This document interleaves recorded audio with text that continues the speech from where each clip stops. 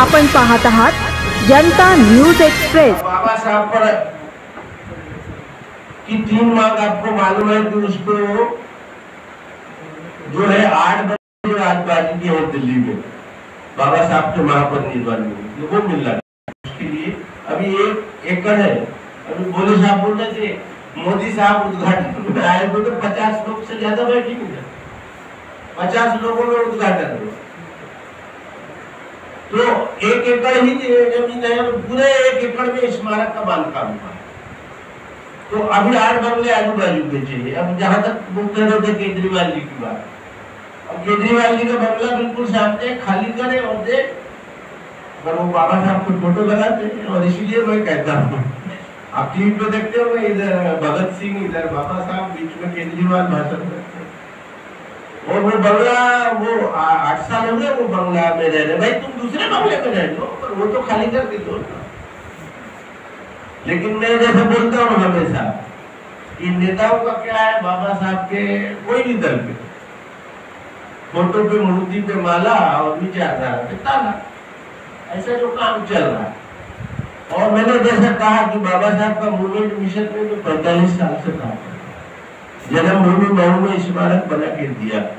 महू बाबा साहब जिस बंगले मकान में पैदा हुए, जो मकान बाबा साहब के पिताजी के नाम रामजी सतपाल जी के नाम अलाट था, वो मकान को खोजना, उसको बना के देना स्मारक। वहाँ एक यूनिवर्सिटी डालना, फिर सांची में बुद्धिस्ट यूनिवर्सिटी डालना, अम्बेडकर यूनिवर्सिटी डालना, और अब दिल्ली में स्मारक बना के दिया। तो ये काम करते समय मैंने देखा, कोई भी पार्टी में हमारे लोगों को मेरी अपील है कार्यकर्ताओं से, आप किसी भी पार्टी में काम करो, कोई हर्जा नहीं है। मेरे कहने से आप मानने वाले भी नहीं है कि किस पार्टी में काम करो, कोई मानने वाला नहीं। लेकिन ये जो मैं देखता हूँ बहुत लोग, 90% लोगों को,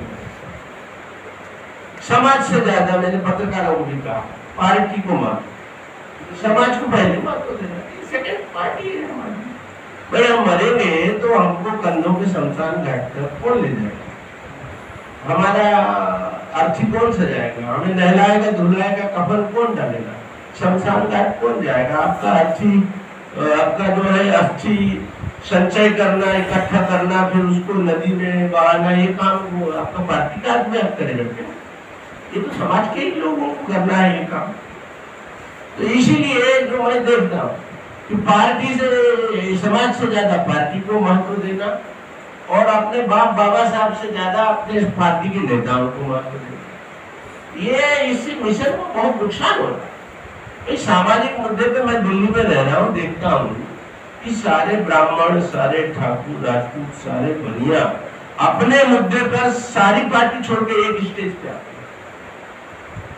मैंने एक बार कहा कि अर्जुन सिंह जी को कि आपके राजपूत सम्मेलन में वीपी सिंह से लेके तमाम लोग आ रहे हैं, हर पार्टी के लोग आ रहे हैं। अर्जुन सिंह मुख्यमंत्री थे, हमारे समाज मानव संसाधन मंत्री थे। तो मैंने उनसे कहा कि बुद्ध भी तो क्षत्रिय थे, आप फोटो लगाइए उनका स्टेज पे।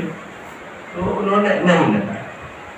तो मेरा ये कहना, थोड़ा इस विषय में भी हमको पूरे देश में यहाँ की करना, और मुंबई से जो क्रांति होगी, मैं मुंबई इसलिए इस बात को, इस मिशन, अभी हम तो सभी प्रांतों में जाएंगे, सभी प्रांतों में बैठक करेंगे, और दिल्ली में 6 दिसंबर की रैली को अच्छा बड़ा बनाएंगे।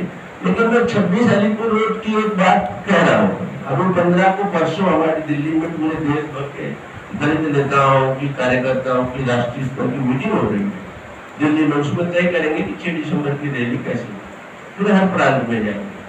लेकिन मैं 26 अलीपुर के एक घटना बता के अपनी बात को समाप्त करूंगा, ज्यादा लंबा नहीं लेता।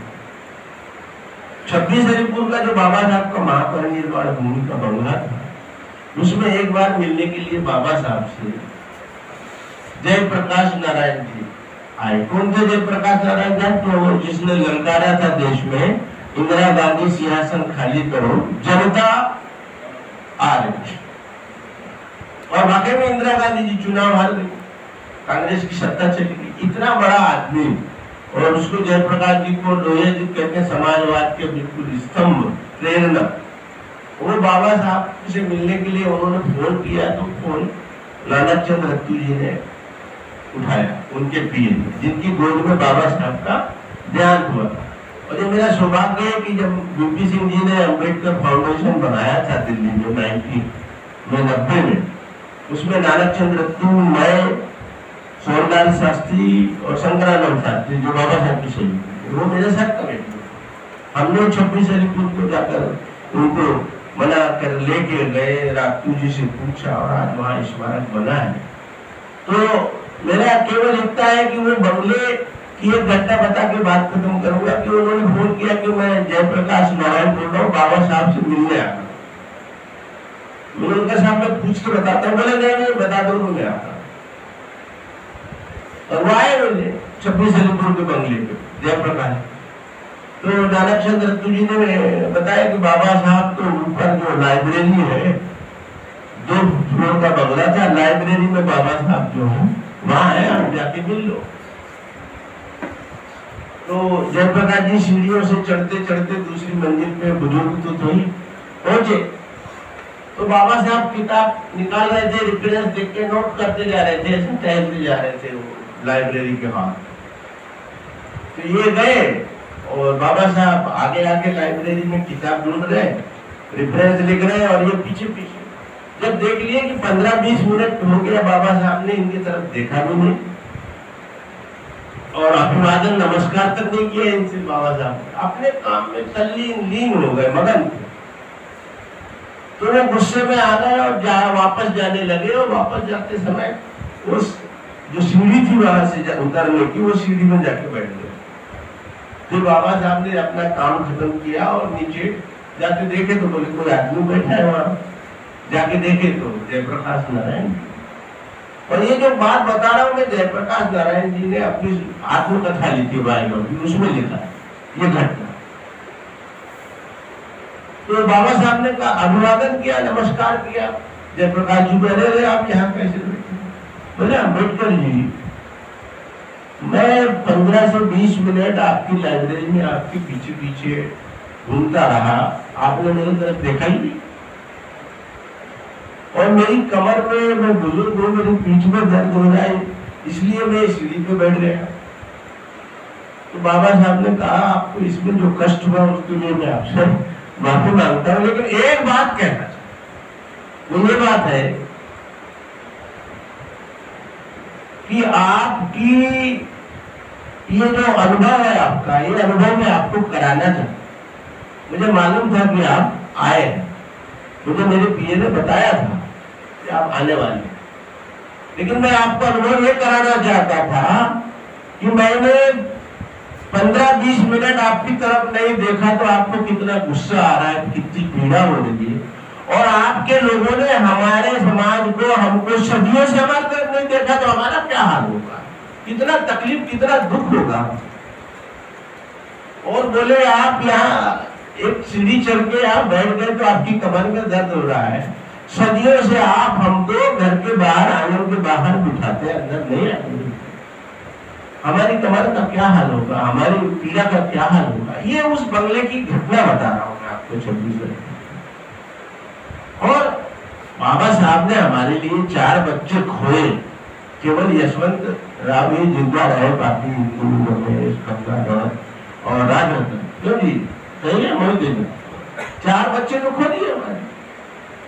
वो मेरा पहले राजरत्न की घटना है, जब बाबा साहब अम्बेडकर विदेश में थे और यहाँ से फोन गया कि राजरत्न की मृत्यु हो गई।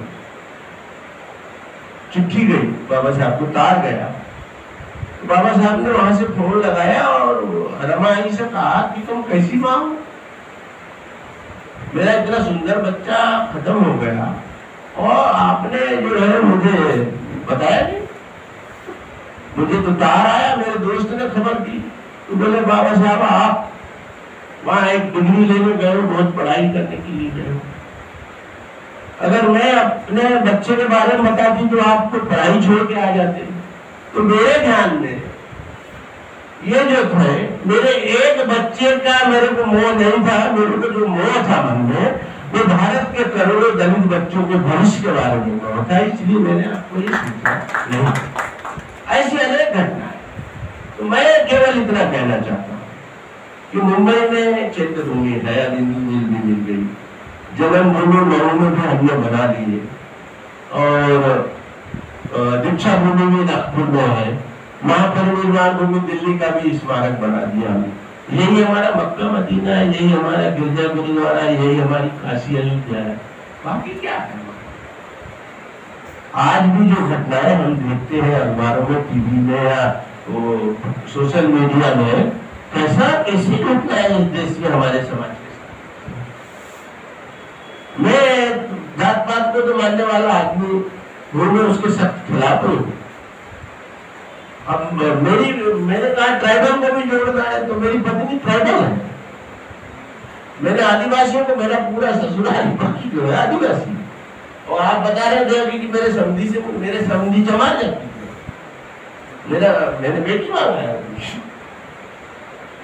तो हम लोगों को ऐसा समाज का मूवमेंट चलाना ही है। मैं ये कहना चाहता हूँ 15 तारीख को मीटिंग में हमारे तो जो गिने चुने लोग हैं महाराष्ट्र से आएंगे, बहुत लोग आएंगे, नागपुर से, पूना से, नासिक से, उधर मान से, बगदाद से बहुत लोग आएंगे, लेकिन उनकी सीमा कम होगी। लेकिन जो 6 दिसंबर का प्रोग्राम, और अभी मैं आपकी बात को कहना चाहूँ, मोहित साहब ने कहा कि आप, ये मेरा कोई निजी घर का काम तो है नहीं कि मैं अपने घर की भी कर रहा हूँ, अपने घर के सम्मान की भी कर रहा हूँ। हम सब पे बाबा साहब का कर्जा है, इस कर्ज को उतारना है। इसलिए दिल्ली देश की राजधानी है। अब मुंबई में जो होता है या नागपुर में जो होता है या मऊ में जो होता है, उसकी उतनी हलचल नहीं मचती। दिल्ली क्या है? देश की राजधानी है, और देश की राजधानी में पूरे विश्व के हर देश के कार्यालय है, जिसको दूतावास बोलते हैं, एम्बेसी।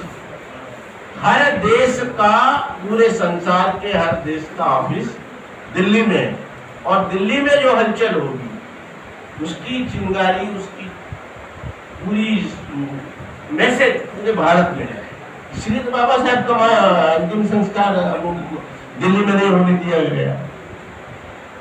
अब किसी को बुरा लगे तो लगे, लेकिन बाबा साहब का, जैसे गांधी का समाधि बनी, वैसे बाबा साहब की भी दिल्ली में हो सकती। बहुत कोशिश की गई कि बाबा साहब का दिल्ली में ही अंतिम संस्कार हो, लेकिन एक षड्यंत्र के तहत उनकी डेड बॉडी को मुंबई भेजा गया। वो डर था कहीं ये देश की राजधानी दिल्ली बाबा साहब के मिशन का केंद्र ना बने।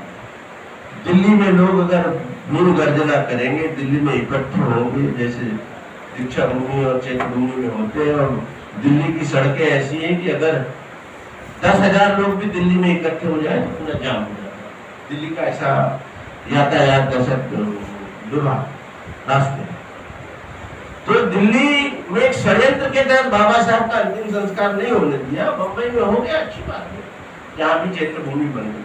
लेकिन अब सब हमारी सबकी जिम्मेदारी है कि दिल्ली को हम लोग, जो हमारी मांगे हैं, वो अब 8 साल से हम लोग कोशिश लगातार कर रहे हैं, मोदी जी से मिल रहे हैं हमारी मांग माने, लेकिन अभी मोदी जी ने हमारी 8 साल से हमारी मांग नहीं मानी है। वो सत्ता में है।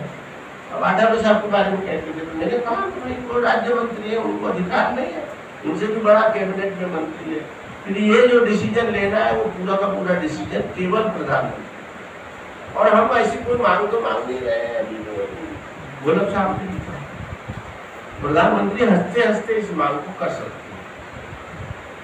अब हम लोग पत्रकारों को भी, जैसा हमने कहा या मैंने कहा, कि लड़ाई अभी बहुत लंबी चल रही है, बहुत लंबी लड़ाई चल रही है। ये 6 दिसंबर कोई खत्म हो जाएगी ऐसा नहीं है, या एक रैली से खत्म हो जाएगी, नहीं है। क्योंकि ये जो मानसिकता है, ये विचारधारा जो है, उससे टकरा, तो हमको जब तक ताकत नहीं दिखाएंगे तब तक कुछ मिलने वाला नहीं है। इसलिए हम लोग ये कहते हैं कि बदल डालो ये आदत, परिवर्तन चाहने वालों, होश में अब तो आओ, नींद में सोने वालों, जागो संभलो निकलो अब इस जाल से, कुछ करने की भी ठानो, क्यों पड़े बेहाल से। तुम भी तो इंसान हो, तुमको भी अधिकार है, इतना भी ना समझो तो जीना भी धिक्कार है। गिरा दो वो दीवारें जो तुम्हें आपस में मिलने नहीं देती, और तोड़ दो ऐसी बेड़ियां जो तुम्हें आगे चलने नहीं देती। जय भीम, जय भारत। अचूक बातम्या, निपक्षपाती विचार अन्यायाविरुद्ध वाचा फोडणारे परखड विचारांचे सार्वभौम दैनिक प्रजासत्ताक जनता